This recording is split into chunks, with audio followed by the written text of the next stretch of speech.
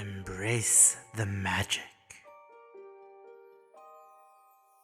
Greetings, fellow wizards. Today we're going to talk about the 10 ways you can disrupt casters in Wrath of Righteous. And to start off, you want to threaten the caster because he will have to cast defensively. Unlike D&D 5th edition, spells provoke attacks of opportunity, so enemy casters need to make a concentration check equal to 15 plus double the spell level. This check is made by rolling a d20, adding your caster level and the related ability score modifier. So here is an example. If you're a level 3 wizard casting magic missile defensively, the DC of the concentration check is 17, and the concentration check would be 1d20 plus 3 from your caster level plus 4 from your 18 intelligence. However, it doesn't stop there. In Wrath, if you fail the cast defensively, you can still get the spell through, but you provoke. So if you take damage, you have to do another concentration check, which I believe is 10 plus half damage plus spell level. Okay, so starting up the list, we have Grappling, and Grappling is a very good way to disrupt casters since you can have the concentration check very high, since it uses 10 plus the spell's level plus the grappler's CMB, and you can get very high CMB in this game. For example, here I already have plus 38, and it's not min-maxed or anything, but 10 plus 38 is 48, plus, let's see, the spell is Summon Monster 5, should be around 53 DC. 52, okay, that's close enough. And the caster wasn't able, since DC 52 is already a very high concentration check. And next up we have Entangle. An Entangle condition forces a concentration check of 15 plus the spell level, which is not that hard to succeed.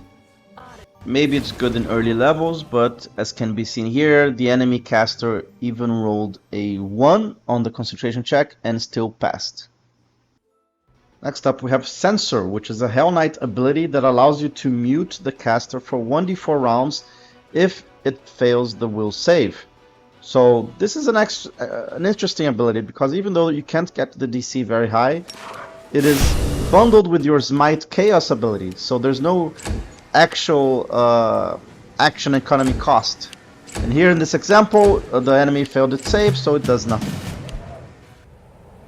Next up we have Caster's Bane, which is the Arcane Bloodline Blood Rager's capstone ability, and this makes enemies automatically fail their casting defensively. So as you can see here, automatic fail means it provokes, and after it provokes it is pretty much dead. So as you can see here, the roll is 1 plus 0, which is basically automatic failure.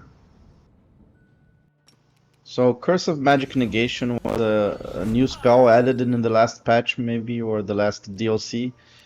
And basically it forces a will save first, and if the enemy fails, it now has to bypass a spell resistance check in order for the spell to work. So here you can see the caster passed it, and the spell worked.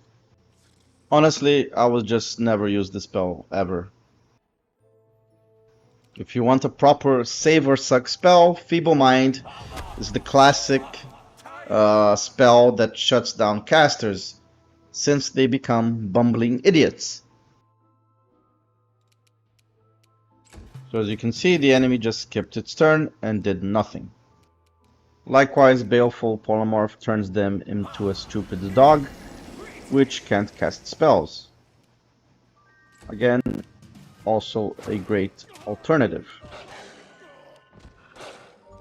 So Tandem Executioners get Prey of Choice, which forces enemies to re-roll their concentration checks and take the lowest of the rolls.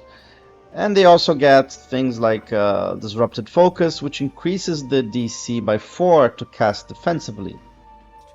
So as you can see here, the undead caster failed to cast defensively, and after that it also failed the concentration check, which had a DC of 31 based on the 10 plus 34 divided by 2 damage and 4th level Bone Shatter. So the closest thing we get to a counterspell in this game is the most trusted follower, which is the capstone for the Rosmiri Infiltrator, and it basically allows you to counter one spell each turn based on a persuasion bluff check. So extremely good, and you don't have to waste an action doing it. And finally, at number 1, we have the amazing Oracle's Burden, combined with Wolf Scarred Face. And yes, this works even if you pick up Wolf Scarred Face as a beneficial curse. So it gives the enemy caster a 10% spell failure if they fail their initial save. Hooray! So it's going to be seen here. Just let the caster cast a few spells, then yay! We got it. Oh, and by the way, there's also Scapegoat that gives a 10% spell failure chance on spells, which is from the Colluding Scoundrel Hunter archetype, but it wasn't working when I tested it for some reason. Also, if you simply don't want to get hit by spells, Magic Nullification is a mythic ability which grants you magic immunities. Very, very strong, although it dispels buffs as well, so you have to be careful. Some buffs are non-dispellable, like some mythic unique spells or Sensei's Barkskin, for example. Another option is getting high spell resistance with a high caster level, but Trickster does it best because it can use this stealth bonus instead of caster level, so it can scale much higher. But what are your thoughts on ways to disrupt casters? Do you have any other method that you prefer?